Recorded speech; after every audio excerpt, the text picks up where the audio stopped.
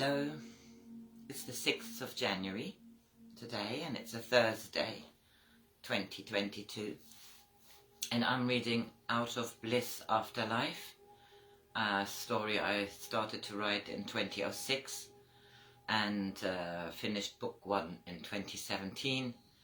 We are now quite far on into this story, which is the story about a reincarnation. It starts with the death of Bliss. We are now on chapter 81 and it is entitled Oma, Enjoying Melanie's Christmas Visit. Oma had enjoyed her granddaughter's visit. They'd had a lovely Christmas.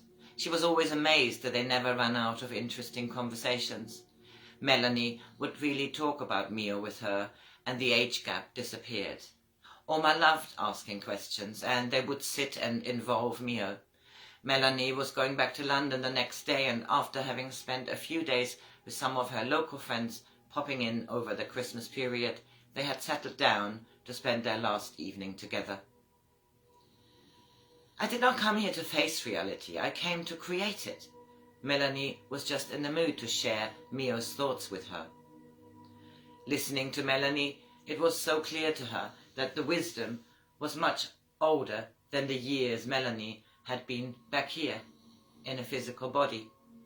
The concept of Mio being a group consciousness outside of her granddaughter, flowing through her, she imagined, and using her voice to answer questions or speak about subject she has been and is interested in, was riveting to her. She was going to be 90 soon, and she loved that she could feel that her life was still so interesting. Always when she heard Melanie's words, her own feelings would turn upwards, and she had settled back on the settee to listen. Melanie, or better, Mio, I was just pondering on what you said. So what you are saying is that what you sow now, what you created, you will reap. Yes. Everything is vibration, and as you have just been thinking when we were speaking, that you feel good and you resonate with what we say, your own vibrations become higher. This is the feeling place, where ideas come to you. Isn't that so? Yes, Mio, I can see from past experiences at my age, there have been more than 8 decades, I can look back on. It's always sort of worked out for me. I soon learned that when things were not going well and I felt I needed to work very hard, hardly time to think, often I had to lead and make decisions from a place of fear. I can see now that the resistance I felt when I came across the idea of communicating with a non-physical entity through the body of my own granddaughter, that was a challenge. I know that on some level, I loved to listen to you even when you were 11 or even 3. Looking back, I think the last 26 years have been so much richer for me, having Melanie in my life. I appreciate the help you give my granddaughter. She had a tough time when my dear sister and brother-in-law passed away, and you have made it easier for her. I was glad to have been on hands with my dear friends, who is still in England, and her granny. I now understand that the physical incarnation on earth is a small part of who she is. Who you all are. It is enjoyable to feel your togetherness. You have given your Melanie a wonderful example and much good feelings and good thoughts over the last 26 years. They both smiled at each other. I do feel blessed. Melanie smiled back to being her granddaughter, who had sat on her knee discussing the work of bees with her when she was little. I always say to myself, say, my mood matters, MMM. They both laughed again. Do you fancy some ice cream and some of those Christmas biscuits, Oma? I don't mind if I do. Melanie was already on her feet, putting the kettle on. Shall we watch a little telly? I feel like doing lovely ordinary things. I shall miss our chats, Oma. I promise to ring you often. You should get an iPad. Oh, don't you start. Some of my friends have one. They started a computer course in the local library, and maybe it's not a bad idea. I really enjoyed your visit. You've grown up so much. Mio is passing the wisdom through you, and a lot seems to stick with you. They both giggled. There was much truth to that. Oma did not feel old when Melanie was around. There was much truth to that, yeah. She had so many friends here, but a lot of them had many ailments, and her own knees had started aching. She had forgotten about this over this week, and the conversations, particularly tonight's, made her want to get out a bit more. She was still fit, and she had decided to go on a cruise. Financially, she was quite well off. She generally did not spend much money. The thoughts of that she was in a rut suddenly came to her. She had a comfortable life, but suddenly her thoughts turned to a trip. It was just as Mio indicated. A better mood leads to better feelings, leads to decisions. Melanie, I shall go on a lovely cruise. Oma, where did that come from? What a good idea. Seeing you with your friends shows me you are active, but some of them were a bit negative. A bit? Don't get me started, because just recently my knees had started to play up. I started to join in the conversation of aching joints and old age. Funny enough, Oma looked around and found a magazine on the side table. Here, I have been looking at this a couple of weeks ago, cannot even remember when. I could feel myself going on one of these, listening to you today. This has strengthened this feeling. Hell yeah, Melanie said, and they both laughed. They both remembered a conversation when Mio had said that if it's not a hell yeah, it's a hell no. Okay, let's have a look at them together.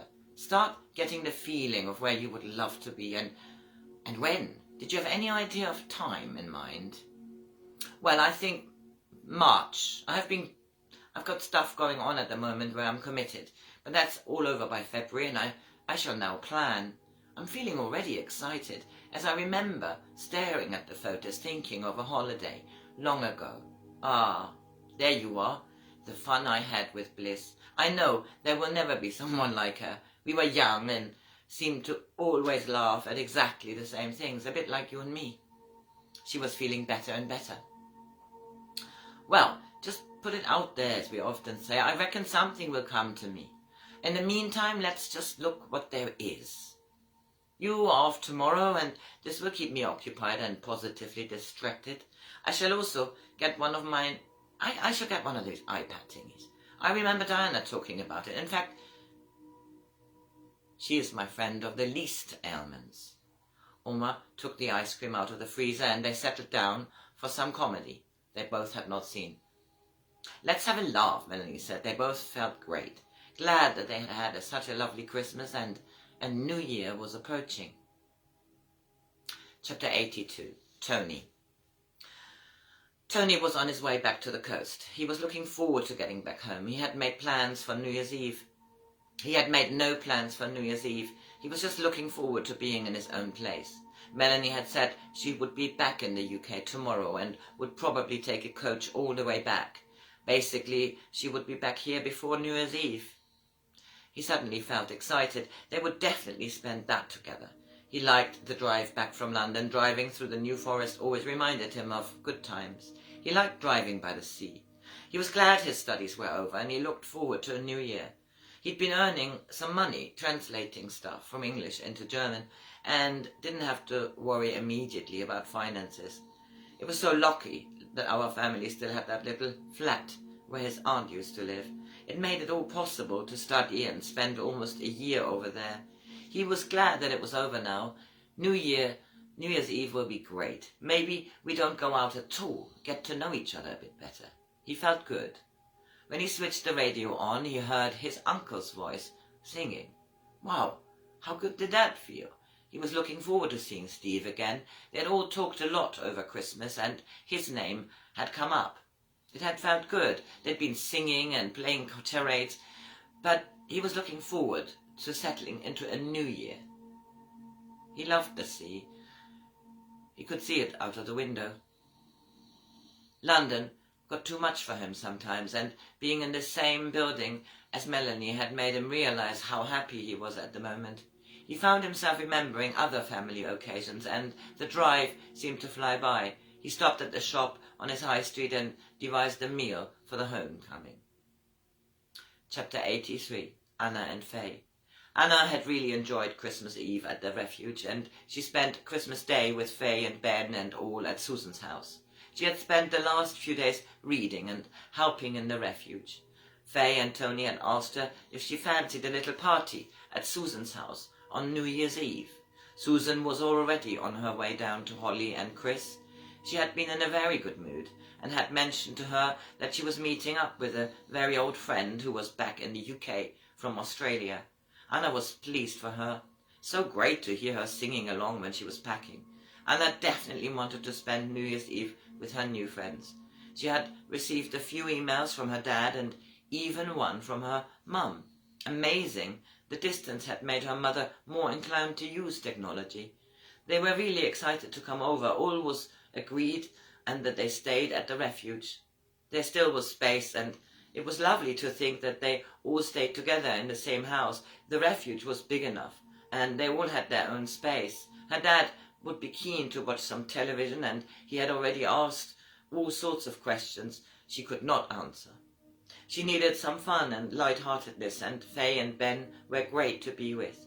She thought Susan's house was lovely, and Ben had asked a few friends, one of them, Peter, who was really Tony's friend, but Ben got on very well with him too, and another couple of people. They were going to have a cheese fondue and some other stuff. She was making a soup to bring along. Borscht. She had already made it. Plenty of beetroot, and it turned out very nice, waiting in a container in the fridge. She wished Faye would still be here when her parents came. It would have been so lovely to introduce them, and Anna knew that her mum would love Faye. She was glad her mum's English was good, although it would have been a love having these two accents conversing.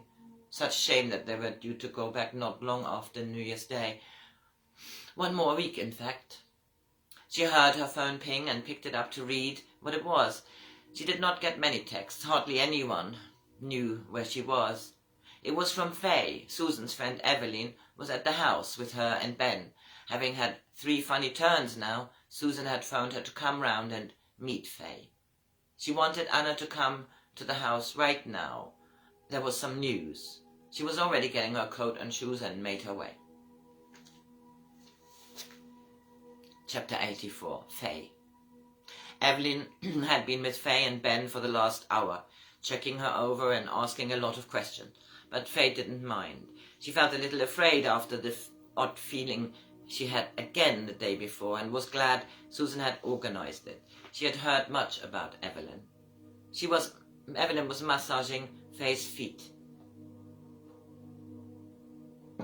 Ben had made them all a tea, and he enjoyed this kind of help. He knew Faye had worried. She was used to having her mum close by. Any kind of query was always answered, and Faye never worried about her health. How was Hamburg? Evelyn knew the whole family well, and they all felt at ease with each other. She was going to join Susan and all for the new year at the coast. Faye could feel that Evelyn was not worried, and she loved her feet being massaged. I loved it. Ben took me to so many places he used to go to when he was younger. Barry and the 2 girls are lovely, and it felt like a family to me. It was cold, though. I had a bit of a funny turn in the airplane as well. Your thyroid seemed a bit out, my dear. I know you have booked your flights for next week, but to be honest with you, I feel you should not go on this long flight back to China. Faye suddenly felt an enormous sense of relief. She had not really thought about having her baby in England, but this idea of this very long flight had made her feel worried, and she suddenly felt like a weight had come off her shoulders. She knew her mum and dad were looking forward to the baby, and the whole village was probably waiting for her return, but getting this advice now made her feel that it was more than she had wished for. Her parents can travel here. In fact, her dad was quite keen to explore London. Neither of them had travelled much. She loved it. She looked at Ben, and she saw he couldn't help grinning. She knew he would love to stay longer. For them it had always been clear that they would one day get married, but somehow it had seemed less important so far. But they had talked about speaking to Susan, as she was familiar with these matters of bureaucracy.